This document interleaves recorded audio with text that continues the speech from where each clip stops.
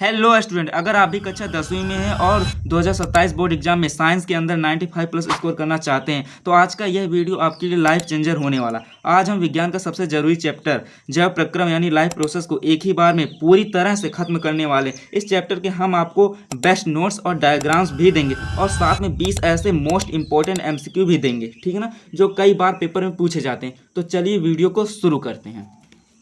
तो दोस्तों चैप्टर का नाम है जैव प्रक्रम। ये दोस्तों कक्षा 10वीं के बायोलॉजी का पहला चैप्टर है, ठीक है ना।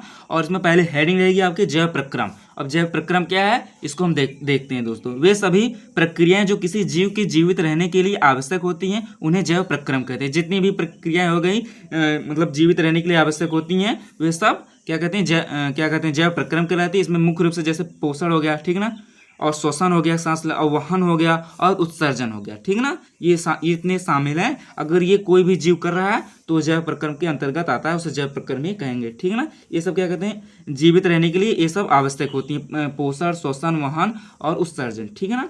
उसके बाद दोस्तों इसमें हम पहले पढ़ेंगे पोषण। ये पोषण क्या है?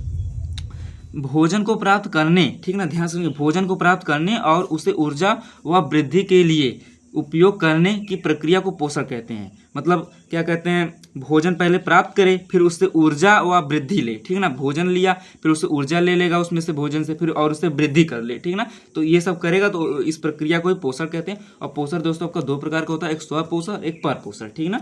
और हम बता देते हैं ये क्या कहते हैं जैव प्रक्रम। ये हेडिंग तो इतना इंपॉर्टेंट नहीं है पर आपका ये स्व पोषण, पर पोषण बहुत ही मोस्ट इंपॉर्टेंट हेडिंग है, ठीक है ना। और हमको बताएंगे भी कौन कौन सी इंपॉर्टेंट हेडिंग है, कौन कौन सी नहीं। बस वीडियो को अंत तक दोस्तों देखिएगा, ठीक है ना। और स्वपोषण, परपोषण। अब इसमें हम देखेंगे पहले स्वपोषण। ऐसे जीव जो भोजन के लिए अन्य जीवों पर निर्भर ना रहकर, ठीक है ना, किसी अन्य जीव पर निर्भर ना रहकर अपना भोजन स्वयं बनाते हैं, मतलब खुद ही भोजन बनाते हैं, स्वपोषण या स्वपोषी पोषण कहलाते हैं। जैसे हरे पेड़ पौधे, ये दोस्तों अपना भोजन स्वयं बनाते हैं, ठीक है ना। अब परपोषण, ऐसे जीव जो भोजन के लिए अन्य जीवों पर नहीं, मतलब ये दूसरे जीवों पर निर्भर रहते हैं, परपोषण या परपोषी पोषण कहलाते हैं। जैसे सभी जंतु, ठीक है, जितने भी सब जंतु हो गए वो दूसरों पर ही भोजन पर निर्भर रहते हैं। अब दोस्तों पर पोषण के प्रकार देखेंगे। पर पोषण 3 प्रकार का होता है, एक परजीवी पर पोषण, एक प्राणी सम पर पोषण, एक मृतजीवी पर पोषण, ठीक ना। अब हम इनके बारे में पढ़ेंगे। अब दोस्तों परजीवी पर पोषण, अब इसके बारे में हम देखते हैं। जब कोई जीव दूसरे जीव के शरीर पर, ठीक है ना, किसी दूसरे जीव के शरीर पर या उसके अंदर रहकर उससे भोजन प्राप्त करता है और उसे हानि पहुंचाता है तो उसे परजीवी परपोषक कहते हैं। उदाहरण के दोस्तों जू हो गए दोस्तों, ये सब सर पर रह के खून पीते तो हानि पहुंचाते हैं। ऐसे अमरबेल भी हो गया, ठीक ना। ये 2 उदाहरण लिख सकते हैं परजीवी परपोषक। ये भी दूसरे पेड़ पौधों को हानि पहुंचाता है, ठीक ना। अब प्राणिसम परपोषक, पोषण की वह विधि, ठीक है ना, जिसमें जीव ठोस या तरल कार्बनिक पदार्थों को सीधे अपने शरीर के अंदर ग्रहण करता है, तरल या कार्बनिक या ठोस पदार्थ को, ठीक ना, और फिर उसका पाचन शरीर के भीतर होता है, उसे प्राणिसम पर पोषण कहते हैं। जैसे मनुष्य हो गया, ठीक है ना, अमीबा हो गया और अधिकांश जंतु, ये सब दोस्तों क्या कहते हैं ठोस पदार्थ या तरल कार्बनिक पदार्थ को अंदर लेकर ग्रहण करते हैं, उसके बाद भीतर भीतर उसका पाचन करते हैं।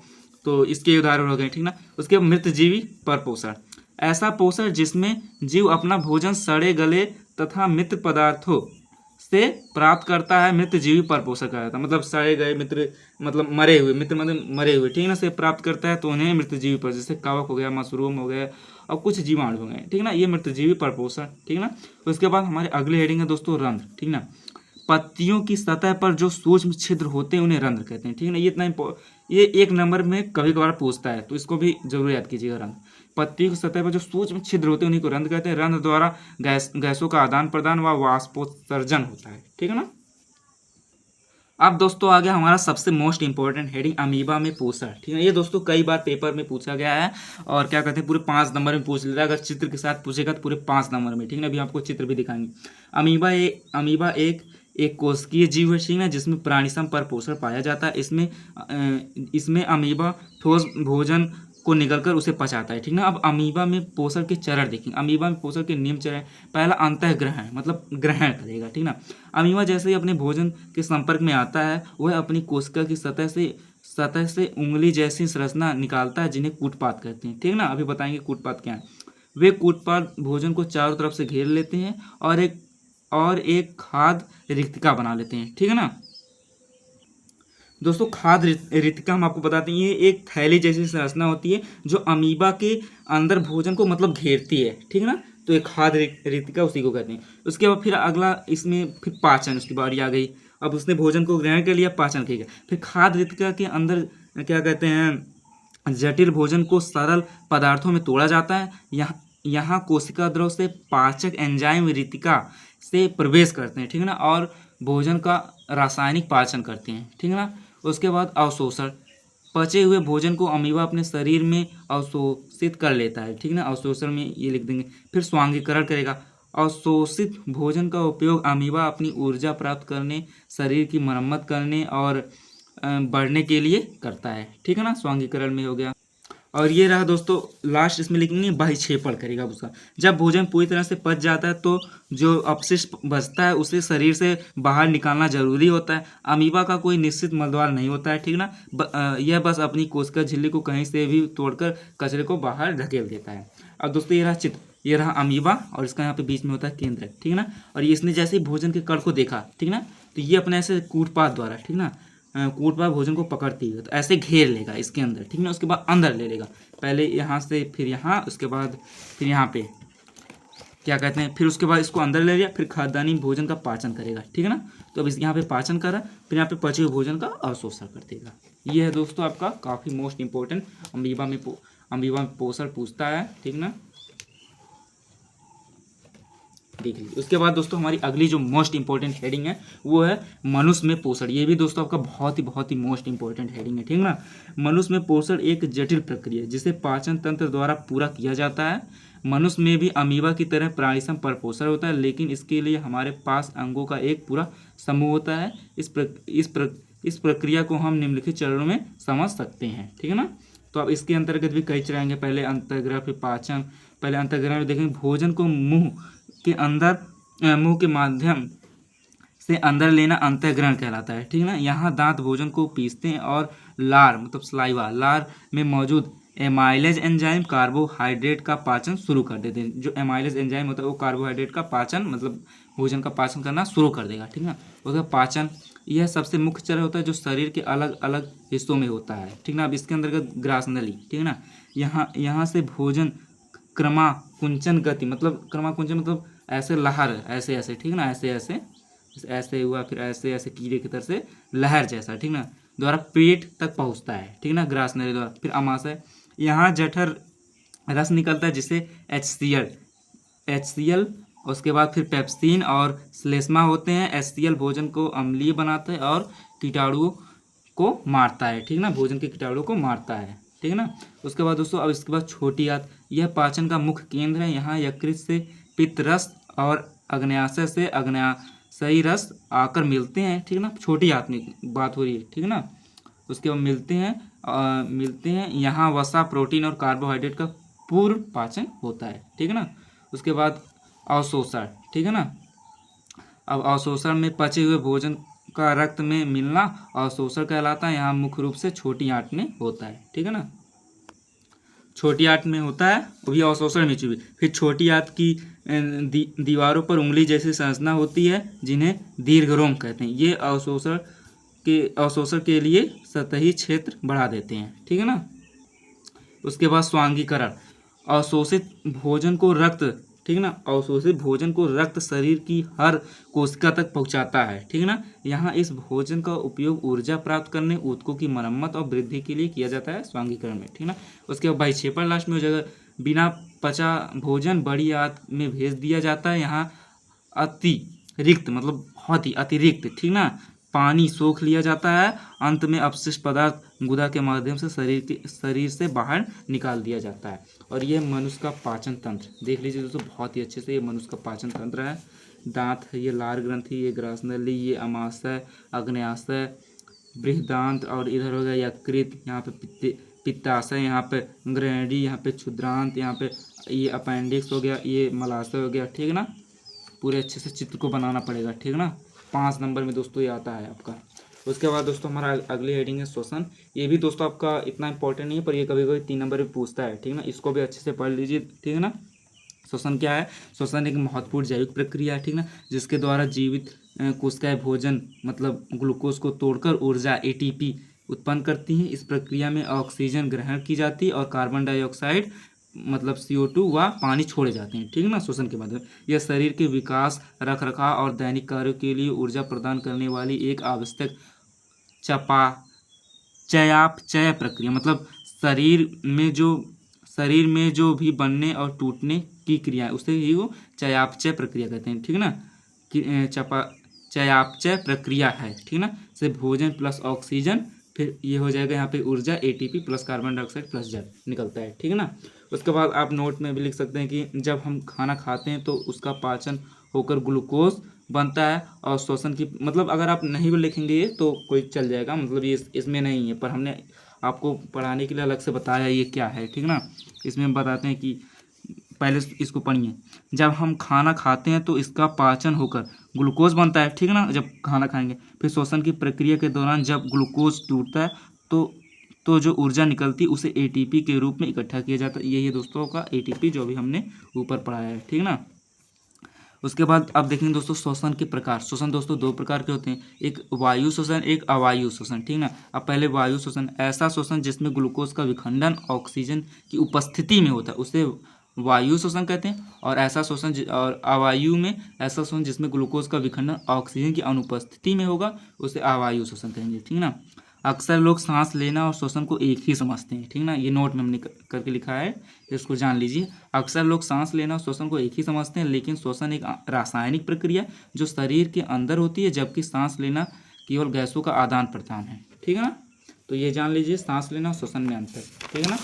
उसके बाद दोस्तों हमारी अगली हेडिंग है श्वासोच्छ्वास, श्वासोच्छ्वास, ठीक है ना। ये भी आपकी काफ़ी इंपॉर्टेंट हेडिंग है।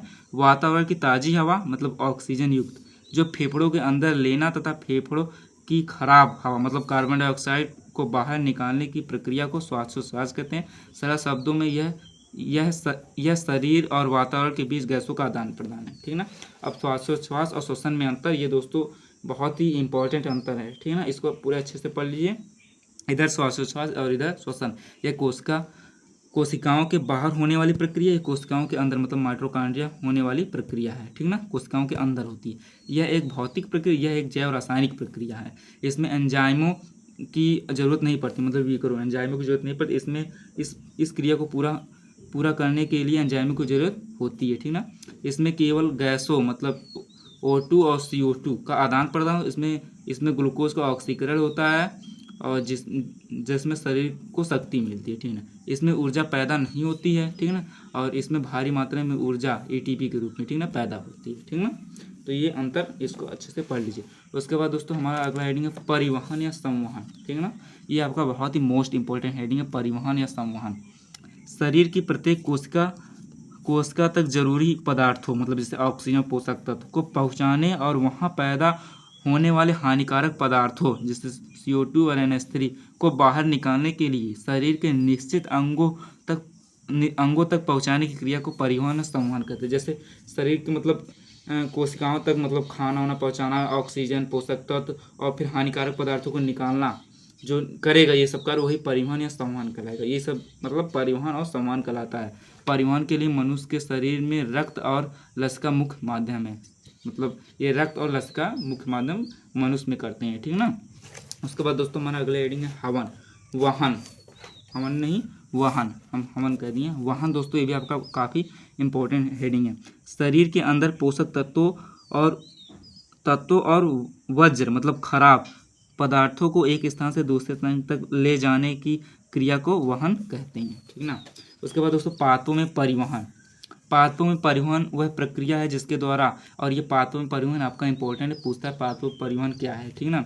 पातों में परिवहन वह प्रक्रिया है जिसके द्वारा जल, खनिज, लवण और भोजन का एक भाग से दूसरे भाग तक संचरण होता है। और पौधे स्थिर होते हैं, इसलिए उन्हें अपने विभिन्न भागों तक आवश्यक पदार्थ पहुँचाने के लिए विशेष संवहनी ऊतकों की आवश्यकता होती है। यह कार्य मुख्यतः जाइलम और फ्लोएम द्वारा किया जाता है जो मिलकर पौधों की परिवहन प्रणाली बनाते हैं, ठीक है ना। उसके बाद दोस्तों अब इसके अंदर हम देखेंगे जाइलम क्या है, ठीक है ना। अपने कि यह कार्य मुख्यतः जाइलम और फ्लोएम द्वारा, तो जाइलम और फ्लोएम देखेंगे।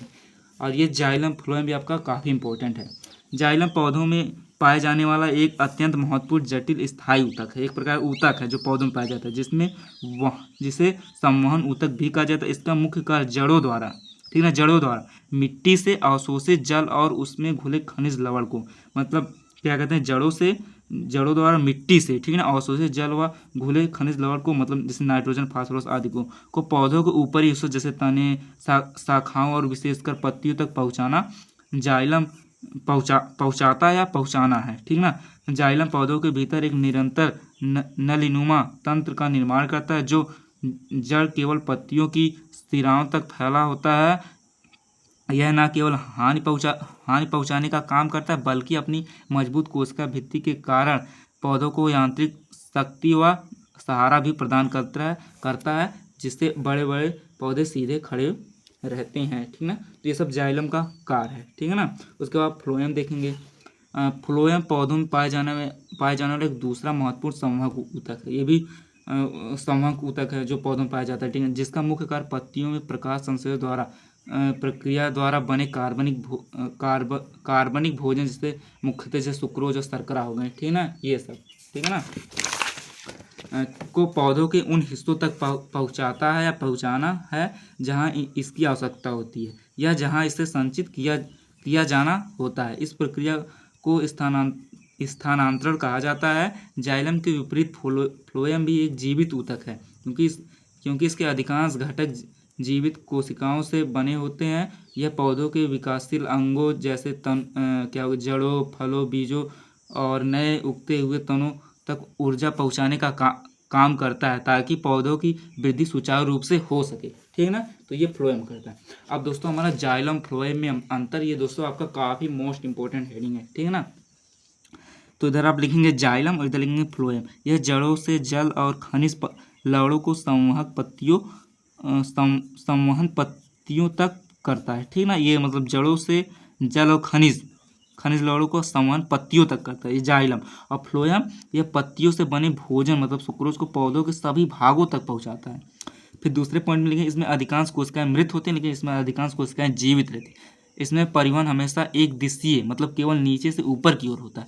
इसमें परिवहन द्विदिशीय, ऊपर से नीचे दोनों तरफ होता है, ठीक है। यह पौधों को यांत्रिक सहारा, मतलब मजबूती प्रदान करता है। यह केवल पदार्थों के स्थानांतरण का कार्य करता है। इसमें मुख्यतः संवहन नलिकाएं होती हैं। इसमें मुख्यतः चालनी नलिकाएं होती है, ठीक है ना। इसमें कोशिका भित्ति बहुत मोटी होती है, इसमें कोशिका भित्ति बहुत पतली होती है, ठीक है ना। उसके बाद दोस्तों मानव में वहन, ये तो आपने देख लिया पेड़ पौधे में वहन कैसे होता है। अब मानव में वहन देखेंगे, ठीक है ना। तो मानव में वहन भी आपका काफ़ी इंपॉर्टेंट हेडिंग है, ठीक है ना। मानव शरीर की एक अत्यंत जटिल संरचना है, ठीक ना, जिसमें अरबों कोशिकाएं होती है। इन कोशिकाओं को जीवित रहने और अपना कार्य करने के लिए निरंतर ऑक्सीजन, ग्लूकोज और अन्य पोषक तत्वों की आवश्यकता होती है। साथ ही कोशिकाओं में होने वाले जैविक क्रियाओं के फलस्वरूप कार्बन डाइऑक्साइड और यूरिया जैसे हानिकारक अपशिष्ट पदार्थ भी पैदा होते हैं, ठीक है, सब जानते हैं। इन आवश्यक पदार्थों को शरीर के हर कोने तक पहुंचाने व हानिकारक कचरे को बाहर निकालने के लिए अंगों तक लाने की पूरी प्रक्रिया को मानव में वहन या परिसंचरण तंत्र कहा जाता है। यह तंत्र मुख्य रूप से 3 स्तंभों पर टिका है। हृदय जो पंप का कार्य करता है, रक्त जो परिवहन का माध्यम, और रक्त वाहिकाएं जो पाइपलाइन का काम करती हैं, ठीक ना। अब इसमें हम देखेंगे हृदय। मानव हृदय एक पेशी अंग है, ठीक ना, जो लगभग हमारी मुट्ठी, मतलब इतना बड़ा, ठीक है ना, ऐसे ही कुछ होता है, ठीक है ना, जो हमारी मुट्ठी के बराबर होता है। यह वक्ष गुहा में थोड़ा बाईं ओर स्थिर होता है। हृदय का मुख्य कार्य रक्त को पूरे शरीर में निरंतर पंप करना है। इसे 4 कक्षों में विभाजित किया गया है, जिससे ऑक्सीजन युक्त शुद्ध रक्त और कार्बन डाइऑक्साइड युक्त अशुद्ध रक्त आपस में ना मिले, ठीक है ना। ऊपर से 2 छोटे कक्षों को आलिंद तथा नीचे के 2 बड़े और मजबूत कक्षों को निलय कहा जाता है, ठीक है ना। हृदय का दायां भाग शरीर से आए अशुद्ध रक्त को प्राप्त करता है और फिर उसे फेफड़ों से शुद्ध होने के लिए भेजता है, जबकि बायां भाग फेफड़ों से आए शुद्ध रक्त को प्राप्त करता है और उसे पूरे शरीर में पंप करता है, ठीक ना।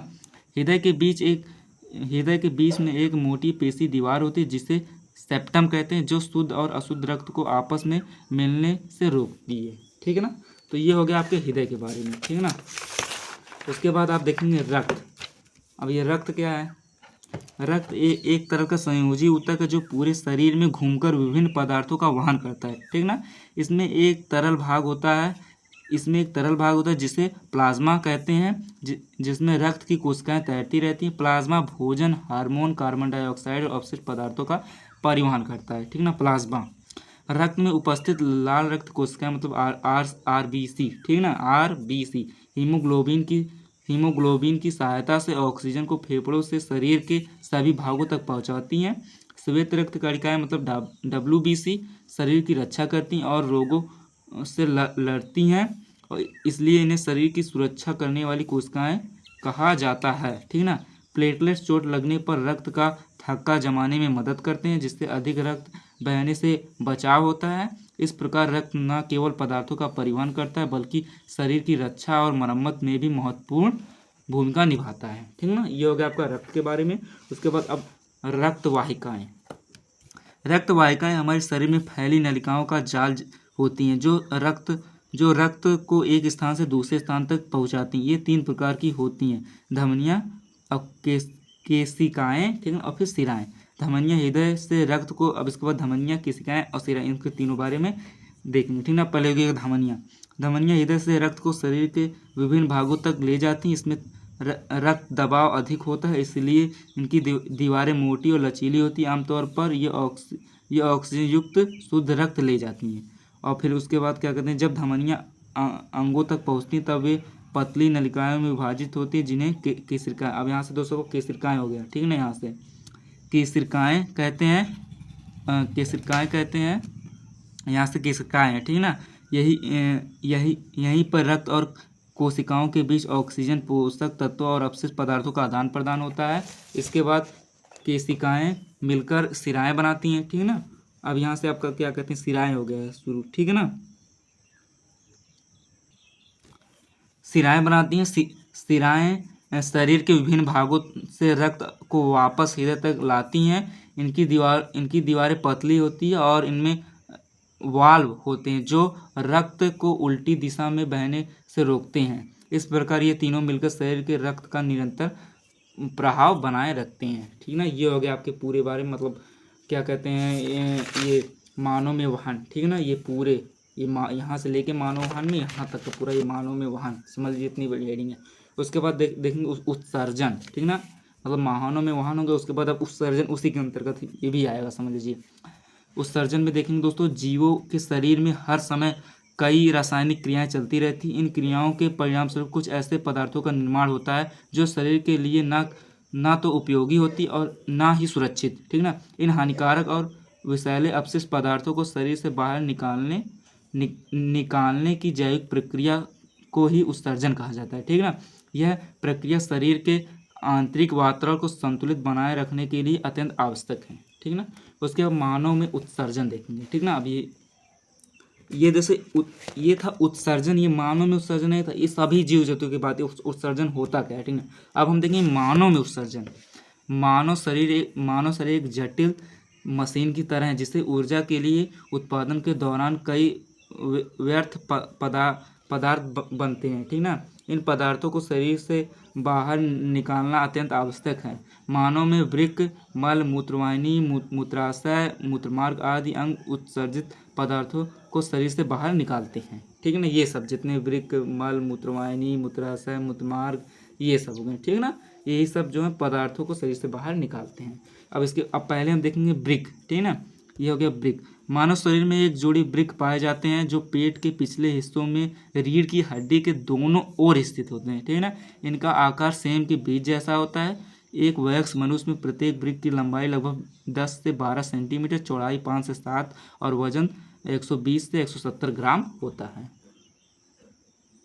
दायां वृक्क बाएं वृक्क की तुलना में थोड़ा नीचे स्थिर होता है क्योंकि दाईं वृक्क दाईं और यकृत मौजूद होता है, मतलब लीवर, यकृत में लीवर मौजूद है।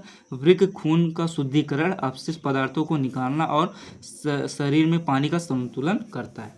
उसके बाद मल, भोजन में पाचन और अवशोषण के बाद आहार नाल में जो पदार्थ बच जाता है उसे छोटी आंत आंत नहीं सोख पाती है उसे मल कहते हैं। इसमें मुख्य रूप से अप अपचयनीय भोजन जैसे फाइबर और सेलुलोज, मृत बैक्टीरिया, पानी, श्लेष्मा और यकृत से निकले पित्त वर्णक शामिल होते हैं। ठीक है ना। उसके बाद मूत्रवाहिनी।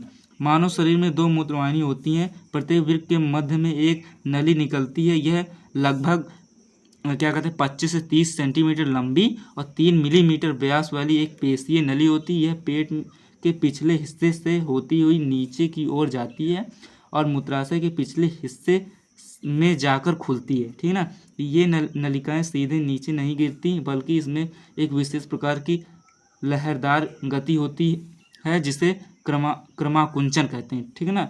इसी गति के कारण मूत्र गुरुत्वाकर्षण के बिना भी नीचे की ओर बढ़ता रहता है। ठीक है ना। उसके बाद मूत्राशय। मूत्राशय एक खोखली थैलीनुमा और पेशीय अंग है जो पेट के सबसे निचले हिस्से, जिसे श्रोणि गुहा कहते हैं, में स्थिर होता है। जब यह खाली होता है तो इसका आकार एक सिकुड़े हुए गुब्बारे या उल्टा नाशपाती जैसा होता है, लेकिन मूत्र भरने पर यह गोलाकार होकर बड़ा हो जाता है। महिलाओं में यह गर्भाशय के आगे और योनि के ऊपर स्थित होता है, जबकि पुरुषों में यह मलाशय के ठीक आगे स्थित होता है। उसके बाद आपका मूत्रमार्ग। ठीक ना। मूत्रमार्ग एक पतली ठीक ना मूत्रमार्ग एक पतली और लचीली नली होती है जो क्या कहते हैं मूत्राशय के निचले हिस्से से शुरू होकर शरीर के बाहर एक छिद्र के रूप में खुलती है। इसकी दीवारें श्लेष्मा, झिल्ली और मांसपेशियों की परतों से बनी होती है। पुरुष और महिलाओं में मूत्रमार्ग की संरचना अलग अलग होती है। पुरुष में यह लंबी मतलब 15 से 20 सेंटीमीटर की होती है। ठीक ना। यह होती है। यह मूत्र के साथ वीर्य को भी निकालने का कार्य करती है, जबकि महिलाओं में यह छोटी मतलब 4 से 5 सेंटीमीटर और केवल मूत्र को ही बाहर निकालती है। ये हो गया आपका मूत्र। उसके बाद दोस्तों पादपों में उत्सर्जन। ठीक है ना। पादपों में उत्सर्जन, ये पादपों मतलब पौधों में उत्सर्जन की प्रक्रिया जंतुओं की तुलना में काफ़ी सरल और अलग होती है। पौधों के पास कचरा बाहर निकालने के लिए किडनी या मूत्राशय जैसे विशेष अंग नहीं होते, इसलिए वे अलग अलग युक्तियों का उपयोग करते हैं। पौधों में श्वसन व प्रकाश संश्लेषण की क्रियाओं के दौरान गैसें बनती हैं। दिन के समय प्रकाश संश्लेषण के दौरान बनी अतिरिक्त ऑक्सीजन एक अपशिष्ट पदार्थ की तरह व्यवहार करती हैं, जिसे पत्तियों में मौजूद रंध्रों के माध्यम से वातावरण में छोड़ दिया जाता है। ठीक ना। इसी प्रकार रात के समय श्वसन से उत्पन्न कार्बन डाइऑक्साइड को भी रंध्रों द्वारा बाहर निकाला जाता है। पौधे अपनी जड़ों द्वारा बहुत अधिक मात्रा में जल सोखते हैं। जो जल उनके उपयोग में नहीं आता उसे वे वाष्प के रूप में पत्तियों के रंध्रों द्वारा बाहर निकाल देते हैं। इस प्रक्रिया को वाष्पोत्सर्जन कहते हैं। पौधों में गोंद, रेजिन और लैटेक्स जैसे पदार्थ बनते हैं जो अपशिष्ट होते हैं और तनों में जमा होकर बाहर निकल जाते हैं।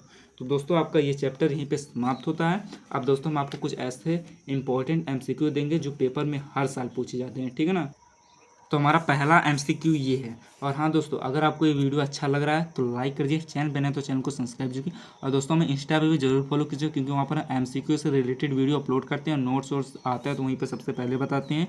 और पेपर से भी मतलब सब कुछ दोस्तों वहाँ पर सब कुछ पहले ही मिलेगा। ठीक है ना। डिस्क्रिप्शन में लिंक है दोस्तों।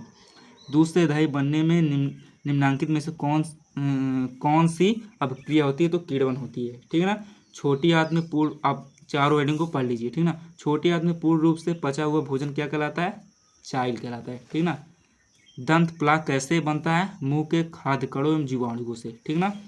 मनुष्य और अन्य मांसाहारी जीव किसका पाचन नहीं कर पाते हैं? सेलुलोज का। इनमें से स्वपोषी कौन है? हरे पौधे। ठीक ना। कीट मछली ये सब नहीं है, इनमें स्वपोषी हरे पौधे हैं।